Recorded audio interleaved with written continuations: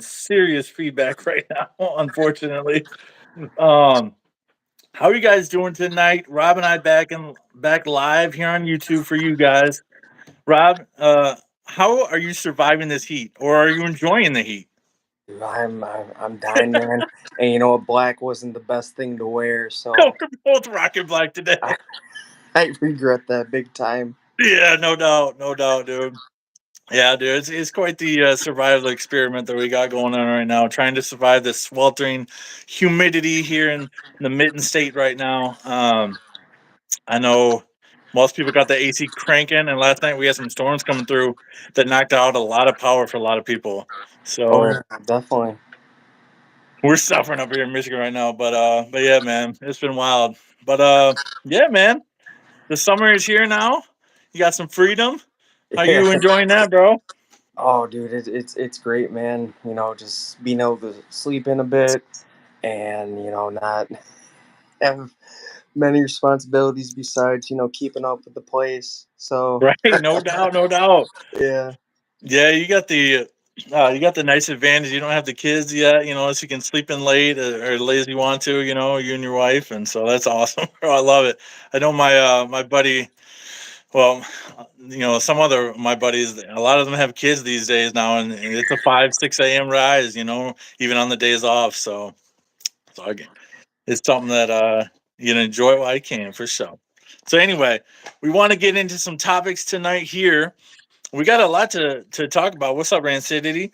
The first thing we're gonna do is right. We're gonna talk about the SEC. It just means more.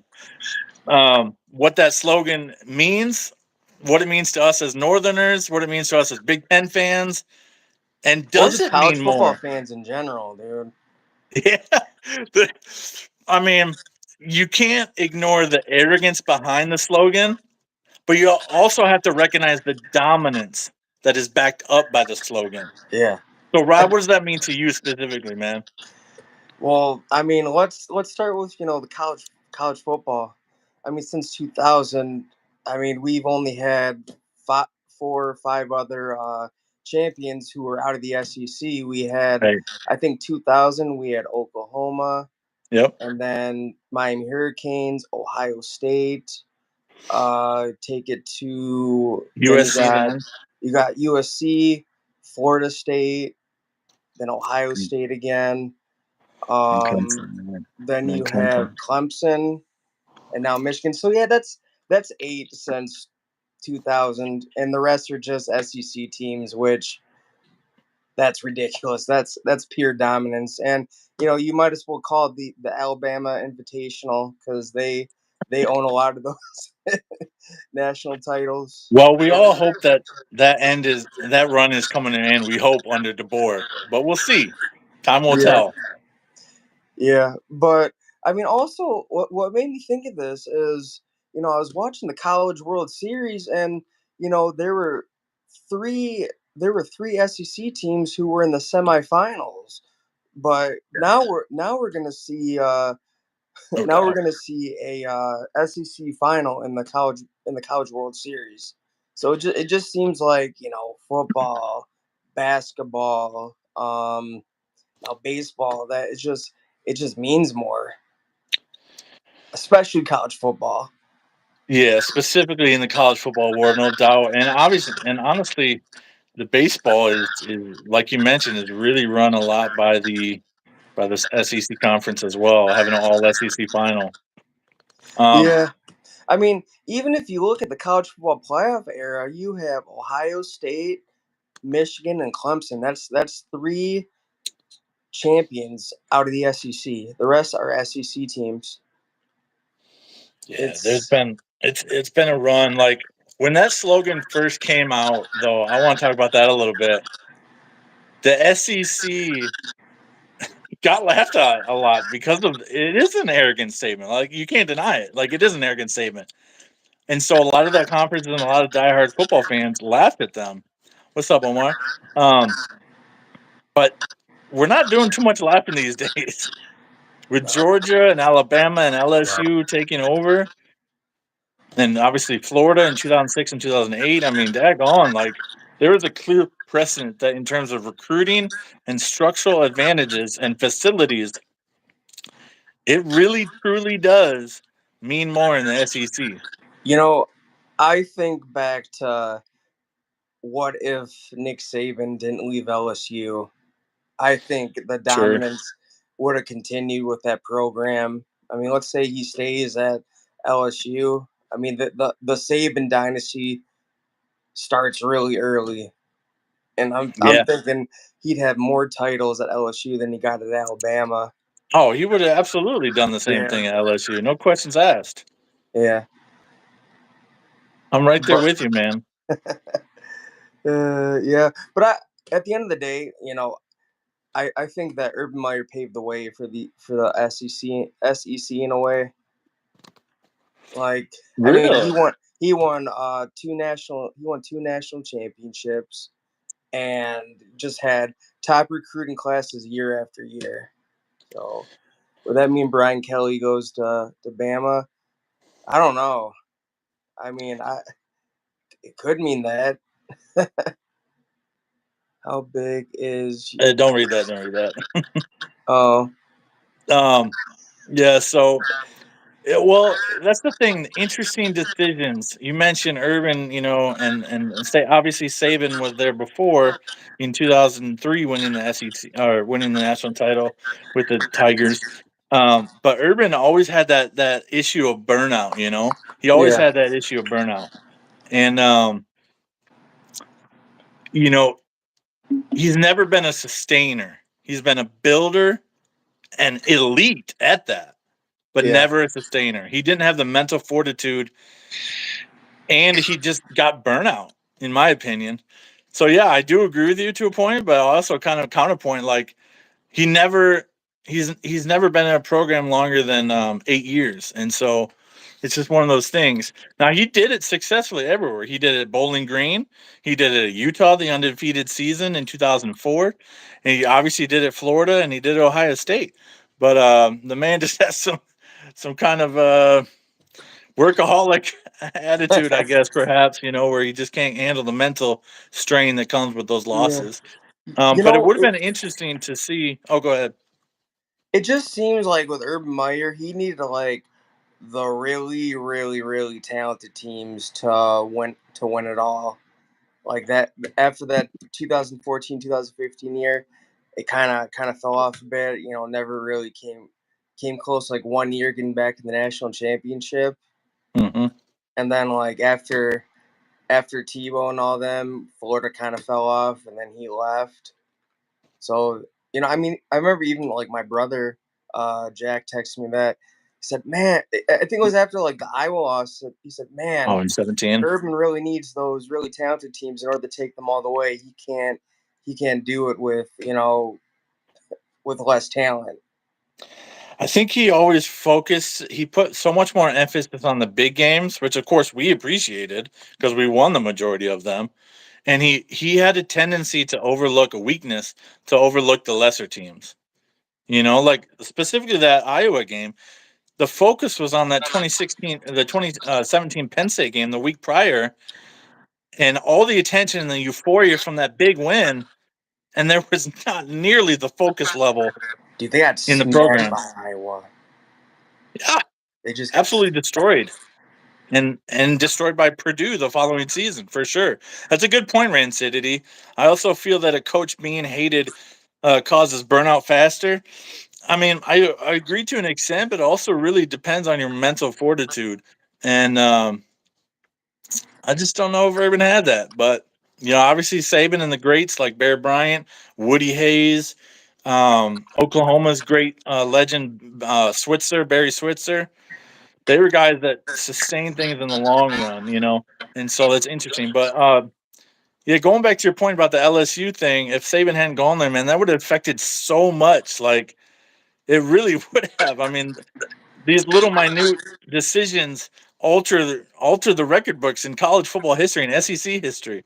Yeah. Um, it's wild to think about, if one recruit here doesn't go here, or if this coach leaves, then like it's just wild to think about the scenarios that alter alter the history books. But Dude, I personally think that we'd have less out of the SEC conference champions. I mean, does USC win? Does Texas win? Yeah, I does mean, Pete Carroll leave yeah, without the sanctions? yeah. The dynasty would have continued to roll. The Pete Carroll left. No, I meant like if Nick Saban didn't leave LSU, I think the dominance would have continued. I don't like would Yeah. USC have their national championship? Would Texas have the national championship? Okay, I see. Yeah. Yeah, that's what I was trying to say. Oh, okay, I get your point. Yep. I mean, man, but to think of it, it's crazy that it's crazy that if you look at the stretch, Texas was the last team not in the SEC to win the national championship all the way to Ohio State. I mean, actually, wait, all the way to Florida State. Yeah, Florida State in 2013. Yeah, that was a Yeah, long stretch. 05 to 13 for sure. That was a yeah. dominant stretch for the SEC, man. It's crazy to think about, bro. I mean, even if you look at recruiting year after year, I mean, what what team from like the Big Ten or the Big 12? I mean, what other team in the SEC has captured that number one spot? I know Saban was the king at capturing number one for Sure. recruiting spot year after year after year. Then it seemed like Texas A&M, who's SEC. Then it seems like Georgia, who's from the SEC. I I mean Ohio State is the only team that's come close. I mean maybe Clemson, but that just proves like there's a lot of dominance in terms of recruiting and winning championships at the national level for the SEC. It Well, just, there's a it just means more. I mean, there's it's a not. It may be an arrogant slogan, but it's true. As much as I hate to admit it, because you know right. what, It's backed up. I'm tired of the SEC's dominance, but it's not going to go away though. Yeah, even with Michigan winning the national championship, proving you can do it a different way, it's not going away. It's an anomaly in my mind. Um, Ohio State's championship is somewhat proven to be an anomaly. Their last one in 2014. Uh, Rand City says, "I truly feel like Saban brought the SEC as a whole to the standard it is at." Um, what do you think on that, Rob? I mean, if you look at it, Saban before Saban captured his first national championship, he had a hard time getting past Florida in the SEC championship. So I think that Urban Meyer motivated him to build the program even higher than Florida, Yeah, and then he finally did that. Urban Meyer leaves, and then they're the standard. yeah. Urban kind of did the same thing here in the Big Ten in the sense that when he got here, he compared it to the SEC and said, "Bro, the athletes are not the same here. There is no gentleman's agreement. Whereas if you got to recruit committed, verbally committed, you stop recruiting. That's what the Big Ten was doing pre 2012. That's why they were losing recruiting battles back then. Urban completely shifted the landscape, at least in the Big Ten, um, and it's just wild to think about because." He he elevated the SEC to your point, and he also elevated the Big Ten. So, Yeah, coaches got on board and said we have to up our recruiting game, and I think to your point, that's what Saban had to do in response to Urban as well too. So it's yeah, interesting to talk about because my goodness, man, I mean, the two great giants in college football this century, Urban and Saban, and maybe Smart's entering that category in that conversation as well. Somebody's going to fill the Alabama void because I don't think Alabama is going to continue in their success under DeBoer. Now he's a good recruiter, um, but and Washington is a very different place than Alabama is. It recruits itself, but they've also had a lot of bad coaches between Bear Bryant and Nick Saban. They won one national title in 1992 under I forget his name. I watched a documentary one time, but I can't recall his name right now. Gene Stallings. Gene Stallings. Um, but outside of that, man, Alabama has had some really bad coaches, and so DeBoer, following Saban and the legend, he's got some heavy shoes to fill, my guy. So we'll see if he can do it or not. Do you think he's up to the task, or is Georgia or some other team going to fill the void of Alabama leaving I don't the know, man. power Like greats? if you look at what he did at Washington, it seemed like they were dead after what's this? Who was the coach before him? Chris Peterson. Yeah, Chris Peterson. it seemed like they were dead in the water for a while, and then like all of a sudden Washington is the national title picture. I mean, they were for the last 3 years or so. Well, yeah, no doubt. I mean, shoot, Peterson got them to the Rose Bowl, the playoffs, and then the Rose Bowl the year after. And then in 2021, when they visited Ann Arbor, dude, they were like coming off like a 3-9 or 2-10 season. They were pathetic in 2021 when Yeah, he took over, and he built them up in 3 short years. So he's shown the promise he can do it. I'm just not fully bought in yet, man. I'm not fully bought in. I think he has a lot to prove. Um, the fact that he did it at Washington is impressive, and he did so quickly is impressive. But Alabama's a whole new ball game, and they don't have time to wait around. I know a lot of the players transferred out, and obviously they got all the great recruiting classes that they have. But he's got a tall order, man. So we'll see. What teams would you guess might fill that void? Top three teams that might fill that void. of course, Georgia. Sure, naturally. Gosh, you know what, you guys, I'm gonna be called crazy for saying this, but what the heck, Oregon. Wow. Ooh. Actually, wait, no, no, no, no. Texas, Okay. Texas. I'm They not have a bought into the chance. long term sustainability yet, but keep going. And I'm not trying to be biased, but you know what? Eventually, wait, Zoo. are you talking about the void in the SEC, No, the or national or landscape. The national okay? Because landscape. I just saw Ranci's comment, and it made me think that, we're talking about the SEC. But not trying to be biased here. Eventually, Ryan Day's gonna got to get over the hump and Mhm. secure himself as an elite head coach. So I'm gonna say possibly Ohio State. Yeah, they definitely have the chance, and the opportunity is there, especially this season, bro. I'm gonna go, but here's the thing: I'm gonna go Ohio State, Oregon, neck and neck with that. It could go either way. A lot rides on this year's game in Eugene. Yeah, A lot. Um, we mentioned Alabama losing a lot of players. Obviously, Caleb Downs was one of them. He's been in the headlines this week. It's interesting, bro. I mean, he was used on special teams at he was. Alabama. He was, uh, Uh, he was, he was. What's up? Imagine this, because I saw that they want him to play, possibly go offense and well defense and offense. Yeah, and So special teams. that Michigan fans would lose their minds over if he won the Heisman. You know why? Because he wears number two. The last player on defense to win the Heisman who wore number two, the great Charles Woodson, Right. obviously who played for Michigan. I mean, Michigan fans would lose their minds if that happened. A player Yeah. who The wears only. a player who wears number two for Ohio State, who plays on defense, Sure. Sure. Sure. win the Heisman. But I'm surprised. You said possibly running back. Yeah, that's what they're talking about. Snaps at running back.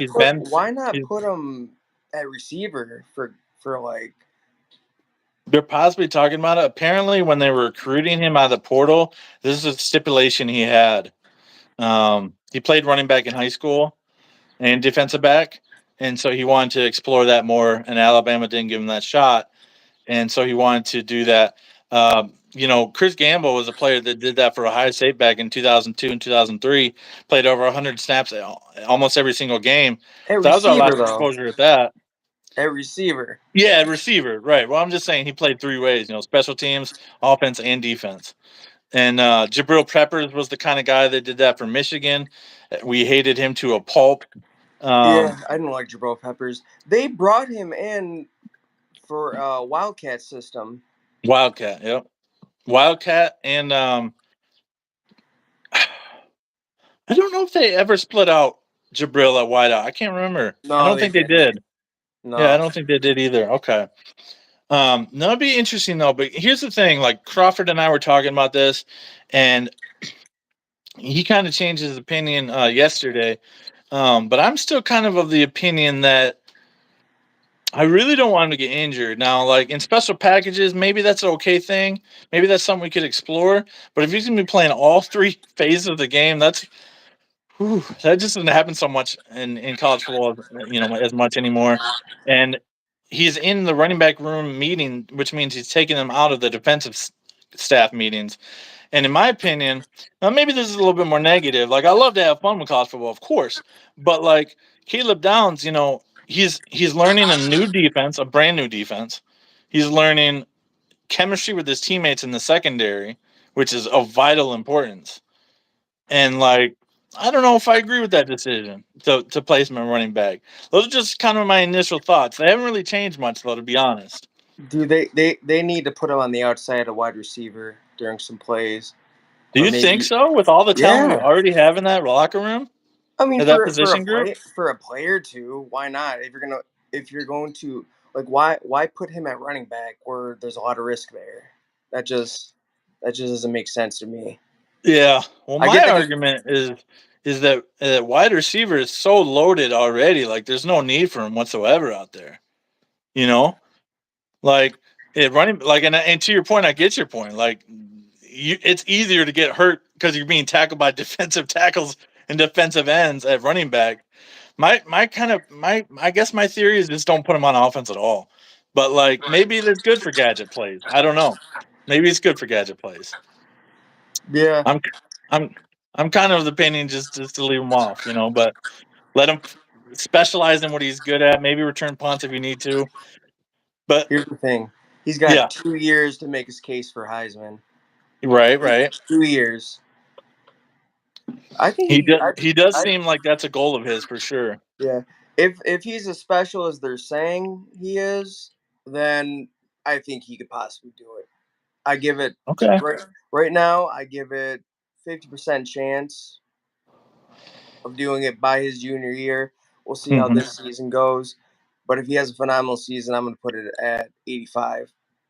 Yeah, and I think if they're you're not going to see him out there a ton, obviously, because they have Henderson and Judkins. They're going to be the bell cows. But I guess every once in a while, a few plays might not be so bad of an idea. Like college football is fun that way, and you get players playing all over the field, and that is part of what makes college football fun, in my opinion. You don't see that in the NFL at all. So, players playing all three phases of the game. So it'd be interesting to see what they do. Like I think he's a phenomenal athlete and phenomenal player, and I think he's going to do wonderful. So I'm excited to see number two on the field for us. And you're right, Michigan fans would absolutely go ballistic seeing because Woodson's the only player that's ever played both ways and won the Heisman. In the modern era, anyway. Yeah. Obviously, back in the day, everybody played all over the field. But yeah, that would be interesting to see, man. So yeah, Yeah, we'll see what kind of. they would be in the streets. Not my Heisman winner. Not my Heisman winner. And we'll be interviewing them too ourselves, no doubt. Yeah. Um, Another interesting topic that's come up this week is Tressel and Urban Meyer in the media hyping the Ohio State 2024 Buckeyes up as the best team potentially of ever at Ohio State. Um, how do you feel about the building pressure, not just from the media, but now coming from our two previous coaches? Because it frustrates. I would say that I like the fact that they're talking up the team, but at the same time I Right. don't. There's just Hmm. there is too much pressure on this year. Way too much. I blame the media, and now my two favorite coaches in Ohio State history are they're getting there. I mean, to say that this is the most talented roster that I've seen in the modern college football era. Right. I mean, if we're looking at it from yes, their defense is elite. I don't see any weak points on their Right. defense. Me Not either. not one. But off, you got to take a look at the offense though. They're set at wide receiver. They're set at running back. What about their offensive line? What about their quarterback? I'm Yeah, hearing exactly. nothing. I'm hearing nothing out of the Ohio State camp about progression on the offensive line and quarterback. Right. Not even close. I mean, July's right around the corner. Before you know it, like it's gonna be August, and we're Yeah, gonna look practice like will be starting soon. And yeah, it's interesting because Urban is the kind of guy that would get so furious about media talking up his team. He wouldn't allow it in the locker room. He wouldn't allow that kind of stuff to be inside the Woody Hayes Athletic Center. And now he's the one saying that stuff. It's like, yeah. dude, You know, what are you talking about? here's the thing. What if him and Tressel are trying to ruin Ryan Day from the inside out? No, no, no, no, no. Don't Just even go kidding. there, bro. No. It's I think I think more so that's an interesting theory, but I would no, I don't buy into that at all. They both love Ohio State, both Ohioans. Um, but and it was his handpicked guy. But what I think what this is just a theory too, and it could be out of left field as well. But what I think they see maybe as a maybe as Ryan Day needs a pep talk, you know, He needs like he needs more than go on. I'm sorry. well, in the sense that like I don't think the players need any kind of motivation. They clearly came back to defeat Michigan, win the Big Ten, and make a run in the playoffs at the national championship. So the players are sold out and bought in. Like they're completely in it to win it. And I think they've all talked with Ryan. They've met with Ryan in person. We all know that. And I think they see someone who maybe is talking a big game in the media himself. Like he's came out with quotes that are problematic in my opinion since the offseason. And maybe they see somebody who's sensing that pressure and kind of a little intimidated by it, you know? And so maybe they're trying to feed that confidence into him. I don't know. I mean, if anything, we both know that Ryan Day does not do well under pressure. Sure. I Yeah, mean, no kidding. we've seen it happen. You know, he shrinks into his little turtle shell and just just hides away. Dion, we do have some decent quarterbacks. None that are proven though at this point on the roster. You know, Will Howard proven to a point, but not to an elite level point. And he's getting Heisman odds, you know, and so that tells me that What? they He's getting have. he's getting Oh yeah, he's in Heisman the top odds. 3 for Heisman odds right now because he's the Ohio State quarterback. Yeah, And that also tells me that they know that he's going to be the starter. That's what that tells me too. I'm telling you, man, this could happen. Haven't heard much about Julian Sane, but if Will Howard is just overhyped and doesn't pan out, I could see Julian Sane taking over. I hope we do, man. Who are you a fan of, Dion? By the way, tell us in the comments. I don't know. Julian saying he was by far the worst. Now, just one spring practice out of 15, but he was by far the worst quarterback on the spring game. So, and he really looked to me The pictures of him Huskers. compared to the other quarterbacks. He looks tiny, bro. Oh, what's up, Nebraska fans in the house? Good to have you, Yeah, man. what do you think about what was it? Dylan. It's Dylan Rayola. Yeah, You excited, Rayola. Leon? You excited about Dylan Rayola? He's got reason to be. He balled out in the spring game, but I Yeah. think he's a little. In our opinion, I think he's slightly toxic because he went to 4 different high schools and committed to 4 different colleges before Yeah. his freshman year. So You know, I remember there was this. I remember there was this theory. You know, as soon as Dylan Rayola went to the Buford High School in Georgia, mhm. and that Oh was yeah, right around the time where Edric Houston and yeah, KJ Bolden were extremely all in on Ohio State. Then before you know it, Dylan Rayola, who's committed to Georgia, ends up there, and there's this theory going around that Kirby Smart had him planned there so he can try to sway them away from Ohio State. yeah, yeah. No, I remember that happening too. And then he ended up in Nebraska, and we get Edric Houston. So Did worked out for us, so but we didn't get Rayola though. there was this because at the time of National Signing Day, you know KJ Bolden was committed to Florida State, and when Dylan Raiola announced that he was going to Nebraska on signing day, Yeah. KJ Bolden flipped to back to Georgia, and you should Oh, have seen Dylan Raiola's face, like, "What? Now you're gonna go there?" He no probably way. he probably wanted nothing to do with him, because remember all that talk about how he was going to, steal away some Ohio State wide receivers. He's pretty much trying to recruit all these Ohio State commits, Oh especially yeah. especially Jeremiah Smith. And you know what? No one ever really followed him. I mean, he couldn't even get, who was his name, Ryan Wingo.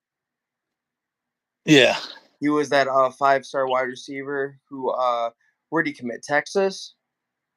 I have no idea. I don't Yeah, follow recruiting like that. yeah. So I just I just thought that was so funny. It's But yeah, interesting for Nebraska. They have a lot of how do I say this? They have some good positions. They need to build up their depth now. It's interesting. And what's up, Hayden, dude? It's interesting. Dion says we have 3 elite 11 quarterbacks now on the roster. That's impressive. But they don't have a lot of skill players at wide receiver or running back to elevate the offense. And so Nebraska has an interesting season where they lost.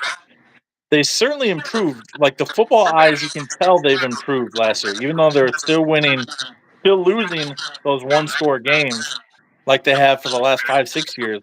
But you could tell they were a better team. It wasn't just like, oh, they're so close. Well, yeah, they've been close, but no, this team has clearly improved under their new head coach. And oh, that's right, a Hawkeye fan in the house. yeah. Um, Hopefully their offense is. I hey, dude, I'm sorry that you had to watch that just horrendous display of offense these last, what, 3 years or so. It was just, that was just so hard to watch. If their offense would have matched their defense, they would have been going places. But I it mean, just that's the story of it just Kirk never Ferentz's happened. career at Iowa, except for 2002 under Brad Banks and a couple years here and there. Now they obviously had some studs at running back throughout the years, but they've even slipped in that department recently, unfortunately. What do you think record wise, Nebraska? What could they be? You guys in the comments. What do you think Iowa could be record wise this year? Obviously, coming off a Big Ten championship game appearance, probably not going to see that one again for a while, at least until the offense improves. Yeah, I just, man, that's I think Okay, Iowa is going to finish a little bit above 500, and okay, Nebraska. no doubt. Oh yeah, you made us say go Hawkeyes. I I recall. mean, I recall. in Nebraska, they're gonna finish a little bit above 500. I'm not gonna give them that much credit just because they have Dylan Raiola. I need to see more. Yeah, they're in a wait and see mood, kind of mode right now. It just seems that way. You know, Now, they've got the head coach in place, in my opinion. He just needs to build that now, roster up even more. to me, the dark horse in the Big Ten is Wisconsin. You don't usually see Luke Fickle teams reach start improving until year 2 or 3. Yeah, it took that time at Cincinnati for sure. I mean that's Cincinnati too. You don't get half of the recruits that Wisconsin gets. I mean he's at a Big Ten program now. He's at Wisconsin. Wisconsin. I mean Wisconsin was never a slouch.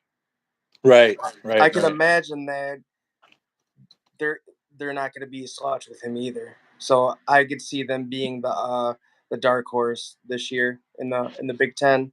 That's a good shout. That's a good shout. I think they still. I know they got Van Dyke.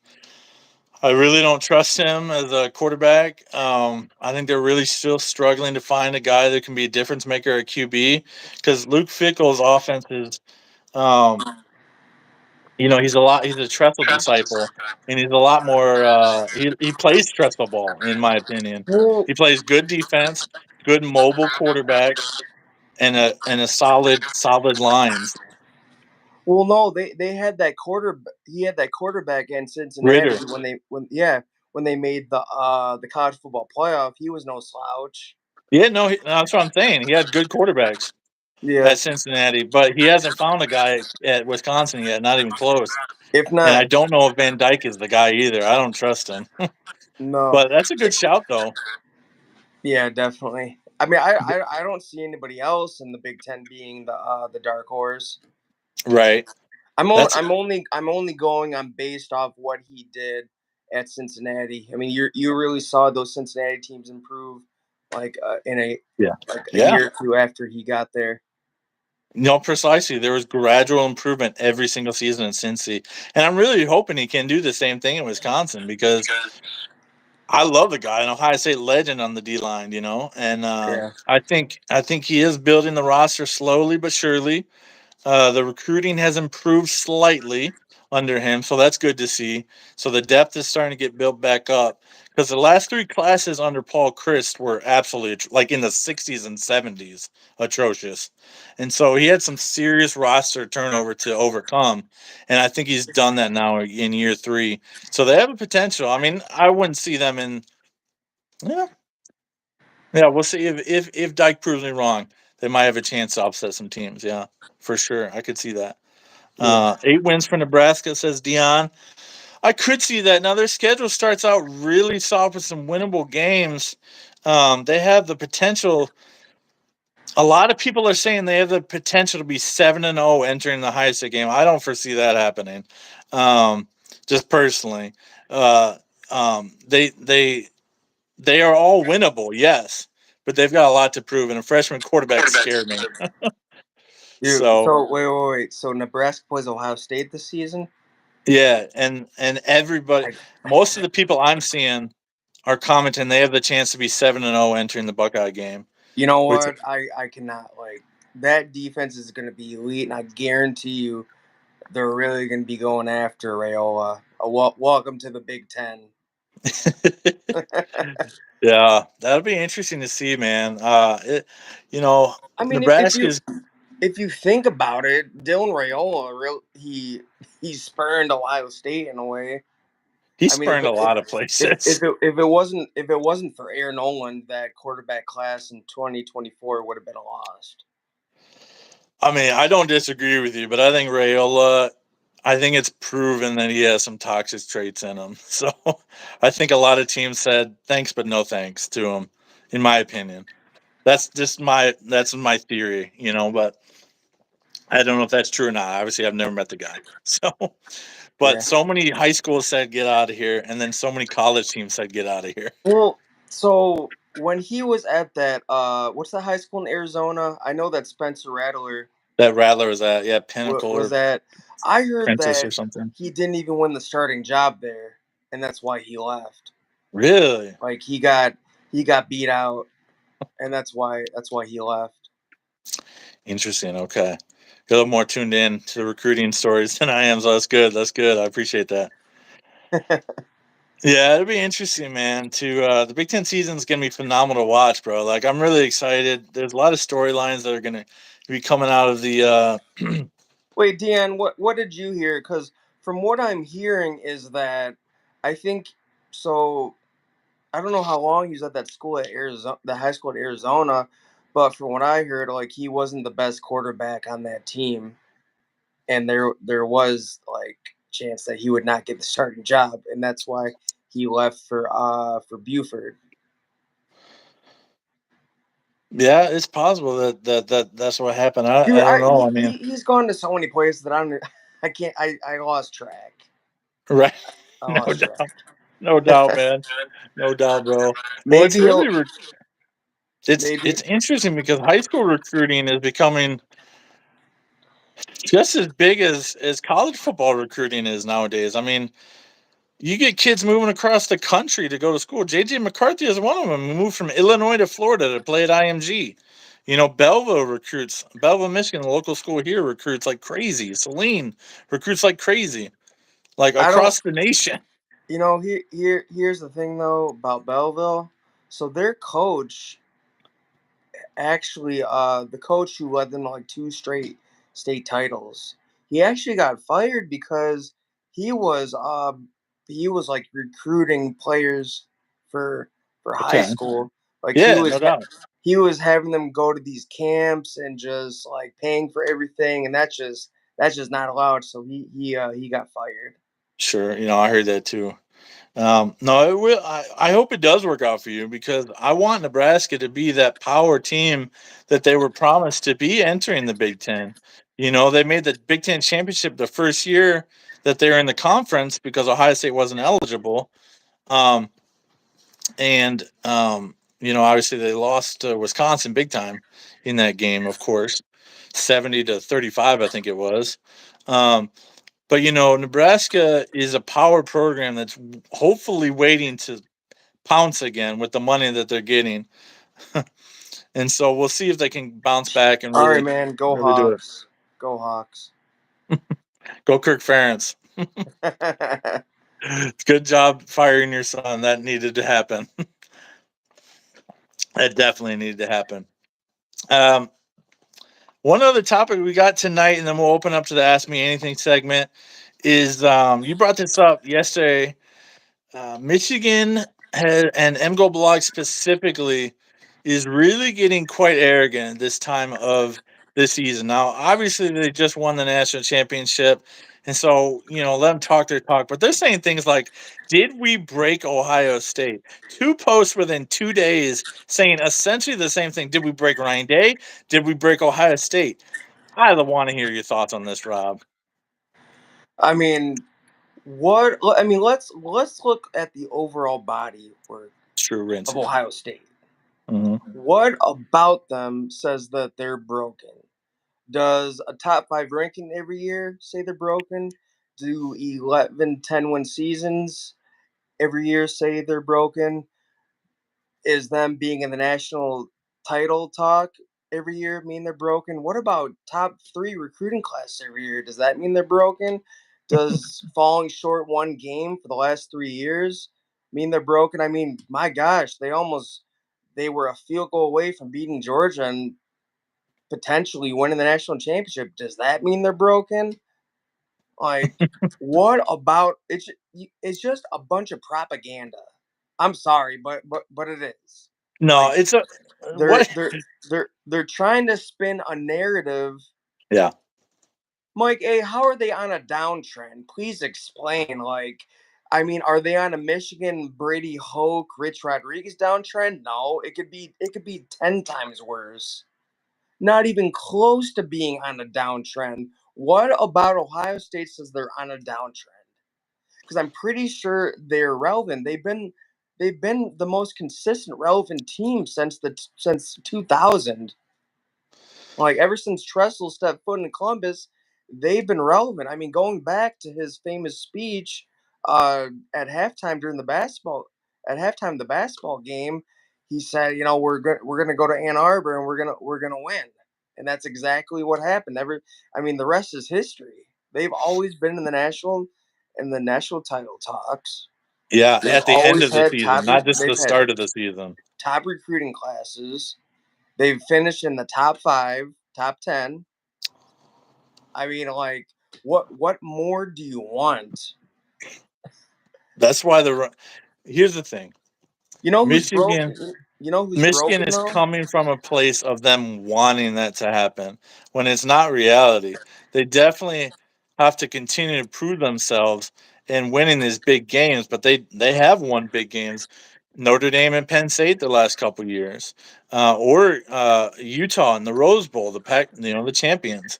Um, hung with Georgia. I mean, like there's no evidence. There is evidence that positions are moving in the wrong direction, like the offensive line, but there's no evidence based on wins. There's no evidence based on recruiting rankings that Ohio State has really fallen off.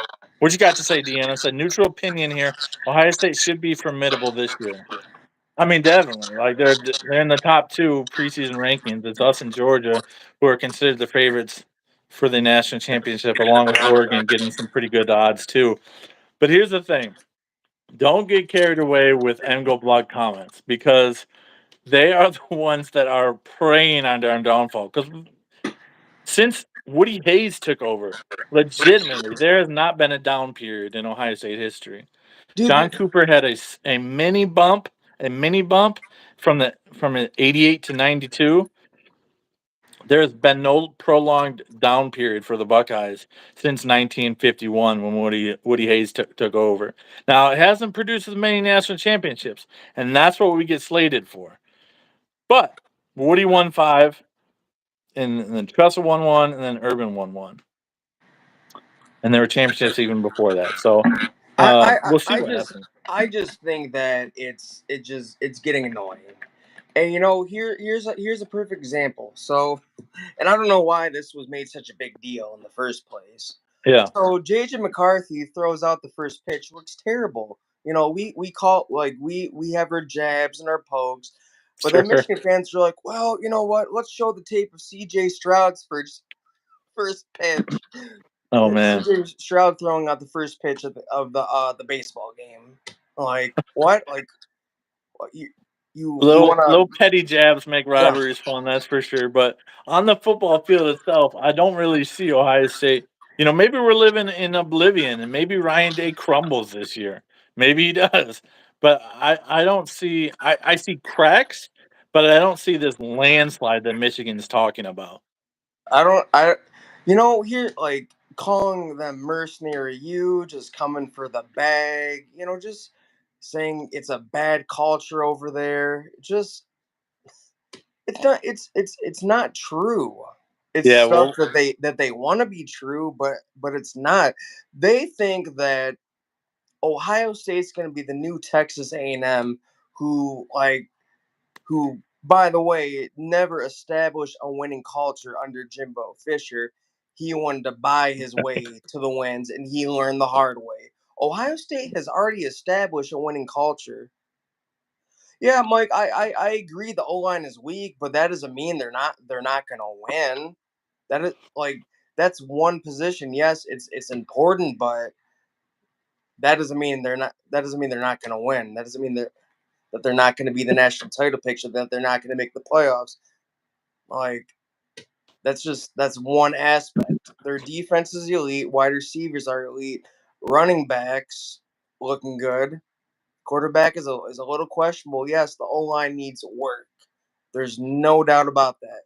they need Nobody's an saying infusion of nobody's talent saying it there. doesn't. But we're looking at the bigger picture here. We're looking at the overall body of work for Ohio State, and what is shown does not say Ohio State is broken. Right, no doubt, no doubt. I fully agree with you on that one. I think, um, you know, wins in a row beget arrogance. Like, in all honesty, we were probably pretty arrogant from 2001 to 2020. Like, just because the dominance was unmatched over Michigan, and now the script has flipped.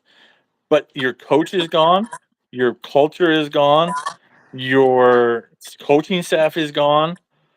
Like, they what I read on MGO blog is that they think the train is just going to keep on rolling without Harbaugh, and I think It's they're in for a very rude awakening. it's not gonna keep on rolling without Harbaugh. Like the strength and conditioning coach is gone. Obviously Yeah, Harbaugh's gone, but all the coaches who helped the winning happen, who helped the production happen, yeah, they're gone. they're in the NFL now. And They have there's a good there's a good reason they are in the NFL. It's going to be really hard to duplicate that staff. That was a great staff. Dion. Yeah, without question, Rob. Brings up a great point here, and one I actually agree with. Um, the team really feeds off the head coach, and it's interesting because we've seen Ryan shrink up in those big moments in big games, and I think the team, as a result, needs to get mentally tougher as well because I've seen the team shrink up in those big moments too. Not just the play calling of Ryan Day. I've seen it defensively against Georgia in the big moment when we had a 12-point lead against them. And yeah, I know Marv went out, but we still had a 12-point lead against them. And And it's interesting. M. Go Boski. Go ahead and read that comment for me, Rob. So the train kept rolling with David Shaw after Harbaugh left Stanford. Sharon Moore was his most important coach as he remains. You know what? That's we'll see. We will see about that. Like David definitely. Shaw kept it But going for about here's the five thing though. years. David Shaw's program just slowly just decreased. It wasn't noticeable, but over time you started to notice. It didn't happen overnight. It didn't happen in a year or two. It happened slowly. And about the fifth year, it was just like I don't even know who Stanford is right now. They went back to being But irrelevant. you know what? Michigan will have an elite defense Oh this yeah. year, Oh yeah, for sure. but I think we'll start seeing the decrease in about 2 or 3 years. Okay. I give it that. Okay. I would say yeah, that's a good point. Yeah, I would say 3. I'll go with 3 years. I'll go with 3 years. And here's the thing that makes me even more mad right now is What's the that? recent commitment. What's his face? Brady Hart. Brady Hart, the quarterback in the Brady 2026 Hart. class. So It Brady is. Hart It is unfortunate. was a silent commit to Michigan when he went to visit at Ohio State. And Right. they didn't offer Brady Hart before he visited. So Brady Hart wasn't really he wasn't really under their radar. But as he leaves, like he posts this he posts this photo That'd of be great. Kyle McCord getting sacked and basically knocked Ohio State and just like, haha, I visited, but here I'm committed to Yeah. Michigan. And all the fans made a big deal about it. And just like, dude, like we have Tavion, what's his name, Tavion St. Clair coming in Davion St. for Clair. for Yep. 2025, who's Number lighting it one up right quarterback. now in Elite 11. Like we're gonna be fine, but apparently like it's the biggest deal ever that this happened and Ohio State is broken and can't recover that. I mean, that's what I'm saying. Like Yeah. every little thing that happens, just like Ohio State is broken, Ohio State is broken, Ohio State is broken. It's just like they want to feed this. They want to feed this big lie until like we start to believe it. It's hilarious. It's funny because he's not the only player that has done that in Ohio State Michigan history. David Boston infamously visited Michigan and said, I just wanted to come here and tell y'all that I'm going to Ohio State. I'm going to smoke all y'all fools when I get there. And so it's certainly something that's been done in the past. And I remember Taylor Lewan did something similar at Ohio State. He visited Ohio State and was very arrogant in his visit in Columbus when he was only ever clearly going to Michigan. You know, I was watching that show. I was watching the Voice of College Football, Mark Rogers TV, the Michigan Sure. edition, and they're like, yeah, you know, if you think about it, Aaron Scott did it to Michigan the year before with the infamous the infamous backpack where he took the he I think he had a Michigan backpack Oh wow. and then he took the Ohio State hat out of there, and he Dang. said he's going to Ohio State. Yeah. Those are the things that make the rivalry really fun, in my opinion. Like Brady Hart, clearly a punk too, just like David Boston for Ohio State was a punk. He was an arrogant receiver, a good one. He backed it up. We'll see if Brady Hart can back it up because Taylor Lewan couldn't. He went 0-4 versus But Michigan or versus Ohio State. here's the thing though with the Aaron Scott thing. This is one thing they're forgetting. Aaron Scott meant the world to them. He really did. Brady Hart did not mean anything. They didn't offer him until that day. Until that day, yeah, he was a late guy on the train for sure. We had already identified St. Clair as our guy for the future, Well, so it really didn't matter. I think Brady Hart is 2026 though, isn't No, he? he is, but yeah, with having Sayan, Noland, and St. Clair all in the pipeline, Hart was kind of a back. You bring a quarterback in every class, I know that, Yeah, but yeah. um, they have so many guys that are set up through 2027 now that it's just like it's one of those things. So. Oh yeah, Uh, Dion. Rancid or M. Golbowski There's said I think 9-3 is realistic. We can talk Michigan record a little bit here. Um, my opinion's changed on it over time.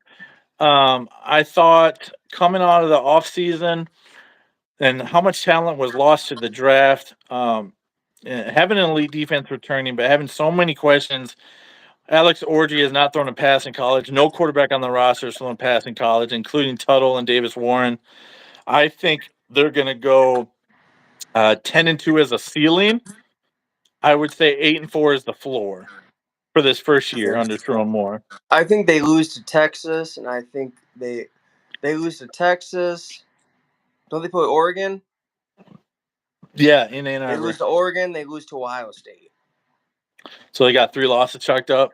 Yep, 3 losses. So they'll beat They'll beat USC and I mean, and let's be honest, man. Like beat Penn State. USC had the biggest roster overhaul. I mean, I'm pretty sure they lost Malachi Nelson. They lost Yeah, their one of their star wide receivers. Did Zachariah Branch leave too? Branch left. Yeah, he left. Yep, Yeah, their wide Branch left as receiver. well. I think one of their running backs left. I mean, I don't even know who they have on defense right now. Alex Grinch was an absolute Yeah, I disaster. know. Thank God Ohio, he's nowhere near Columbus. They can, but I know he's no longer with it, but it seems like USC just does not have an identity right now. Like, Who is USC going to be in the Big Ten? I They mean, like, definitely have an identity, but it's not a Big Ten identity. It's a Pac-12 offense first, ignore everything else kind of identity. You yeah. know, he was the same guy at Oklahoma that he is now at USC. A lot of people hate Texas, by the way, Dion. Yeah, I mean, like Texas, they Sarkeesian, he's from the Saban tree, so he's Sure. got them going the right direction. Yeah, I that Texas Michigan game is gonna be so fascinating to watch because of the fact that they return Quinn Ewers, um, and not much else. Michigan returns an elite defense and not much else. Oh yeah, You know. Mason Graham, Kenneth Grant, Will Yep. Johnson. Who is the player that withdrew his name from the draft and decided to return? From the draft for Michigan. He withdrew his name because he didn't get a high draft grade and he decided to return to Michigan. I forgot who his name is. I forgot what his name is. Oh yeah, I'm blanking on that too. That doesn't ring a bell with me, but um, it's interesting because you know they're so both programs, Texas and Michigan, are huge on the lines, but they all lost their skill positions. Um, the game's in Ann Arbor at high noon. Unfortunately, not a night game. Oh man. Gonna be scalding hot that day. Yeah, Rod Moore tore his ACL. I remember that. There was Um, one, but M. Goboski, there was one player that I hope so, who decided to Ransom. come back for one final year on defense. I think he was a cornerback or dang, I forgot. Will Johnson was always coming back because he wasn't eligible. Actually, wait, Um, no. This player decided to go to Ole Miss, but oh, that's where you're talking about the wide receiver, Morgan Walker. You're talking about Morgan Walker. yeah, He went to Ole Miss and then he immediately transferred back after spring ball was over. That's what you're referring to, not the draft. Okay, that's what was ringing in my head. I was like, I think he's talking about Morgan Walker, but he wasn't a draft guy. But yeah, Josiah Stewart. He's the edge that destroyed Bama. You're right on that last play specifically. Yeah, man, they return a lot of good talent, especially on the D line. Of course, at corner, they have to replace Rod Moore. They have to replace Sandra still. A lot of talk being up on Barham, a linebacker, transfer linebacker. He's supposed to be okay. Josiah Stewart did pull out of the draft. Maybe that's what you're thinking about then.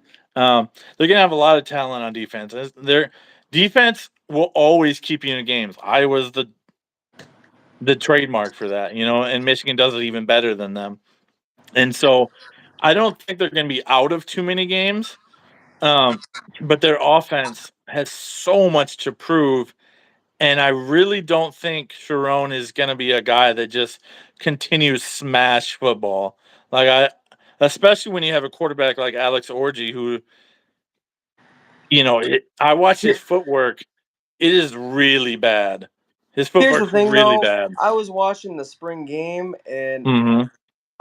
All right, Rinse it. Orgy We'll see you. was not even the best quarterback out there. No, it's It, Davis it was Warren. yeah, it was Warren. Yeah. Their receivers outside of they're lucky Walker came back because every other receiver on the roster is 5'8" and under. Oh, thanks. Oh, thanks, Rant City. Appreciate that. Good job, Rob. Good job, brother. Um, and yeah, man, it's really interesting because Samaj Morgan and this other guy, they're both Oh, 5'8" and who? under. I got a question for Dion. Who was that linebacker who transferred to Michigan? That's Barham. That's Barham. That is? Yeah, that's the guy I was talking about. Yeah. Oh, okay. Yep. Yeah, he's supposed to be a stud, man. And so we'll see if he actually produces or not. But yeah, I was really surprised by that M. Gobolski. I was convinced they were going after a quarterback in the portal, and they never did. And so that can convey one of two things: keeping things in house, or they're really confident in the guys they have. And But here's I the don't thing know, though man. about that. They missed on Aaron Scott and Bryce West for the 2024 class, so it's just and they didn't really recruit anybody else at the cornerback position. So Mhm. their cornerback room is actually looking pretty thin right now. I mean, yeah, it was 2014, but they've been in the playoffs. Over 50% of the college football playoffs have been played. And And under Ryan Day, they've been in it 3 out of 5 years. Like, yeah, I Peter, I it was. agree. Did you say I Hausman? Oh, Hausman was last name. Was he a stud? Okay, good point. Good point. I thought it was Barham because I saw the Nebraska guy saying, "Okay, interesting, Hausman." All right, I'll go with that. But yeah, no, like I mean, I they mean, not definitely want to see Ohio State's downfall, and it just really isn't happening, man. Like, definitely not this year.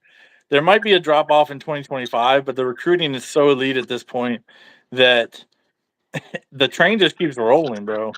It just does. and especially at cornerback. I mean, my God, let's look at that 2025 class. I think they're gonna have like five-star cornerbacks come in. And you know what? Tim Mhm. Walden actually knows how to develop. If you look at Ohio State secondary in like 2021, 22, it was just awful. But now it's like night and day. So, Ryan Day is really building the right staff to be able to, get over the hump, fill in those missing pieces. Well, that's So, been the and key. just because you don't win a national championship doesn't mean you're a broken program. I mean, I would say you're a broken program if, for example, I hate to say it, but Clemson football is a broken program. Yeah. From Well, they're from proving where it. from where they were to where they are now, they're a broken program. Well, they're proving that in the win loss column, and Ohio State's proven that they're not broken in the win loss column. I mean, it's as simple as that. It breaks down to that in reality. Um, we talked about on the Big Ten team rivalry show if they're gonna, hopefully they go undefeated in the regular season. Obviously, that's our hope.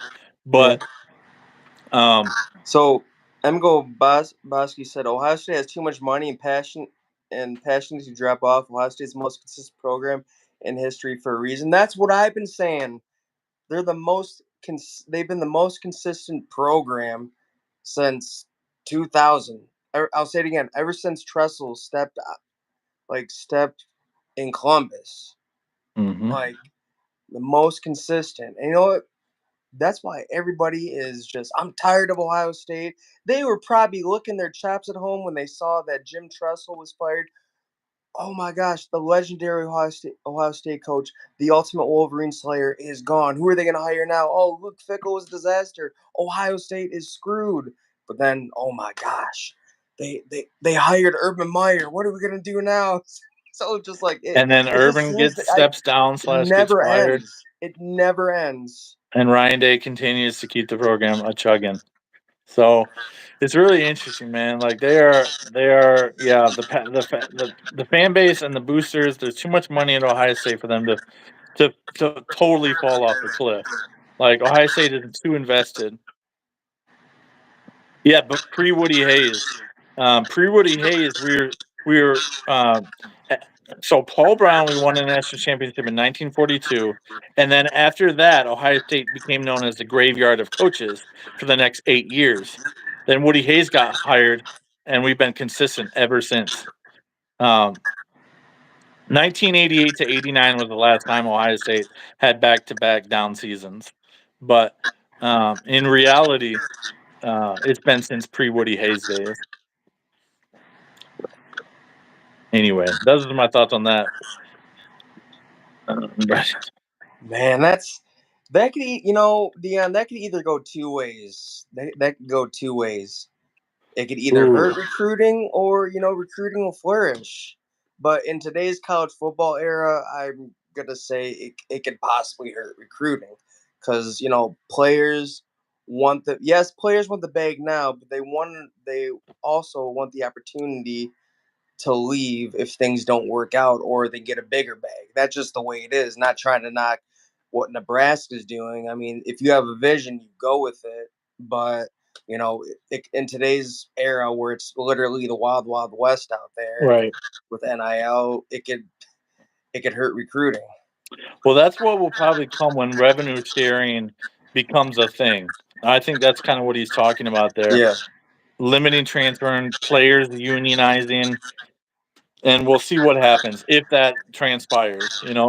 But to Rob's point, right now it's a wild, wild west. So we'll see how dude. things transpire. Speaking of NIL, I saw this post. It was gosh, I think it was somebody from Oklahoma State. They were knocking, guess who? Just guess the team that they were From knocking about Oklahoma State, NIL. Oklahoma, I guess, No, they or were knocking Texas. the Miami Hurricanes about NIL. They're saying they're the most cheating, most tampering school in that NIL era, and Oh something yeah. something needs to be done. Okay. No, they are really. They're them and Texas A&M have really upped the ante, and that honestly kind of scares me because we stole Texas A&M's AD, and that is a great thing and also a terrifying thing because it could go one to two ways real quick.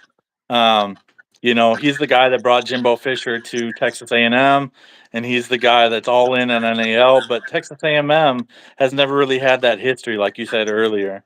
They've never Yeah, really had that program foundational you know, guy. if you can establish the winning culture before the money, then the money will make things a lot better. That's a But great point. That's a great even point. with like Miami, they're like, oh, NIL is open now. Like we're gonna buy your wins. Just like, okay, you don't have a winning cult. Like you need to establish a winning culture, or That's a you're gonna have great all point. these players who are it's literally mercenary you over there. They're Right. just playing for the bag and not playing Mm. for wins.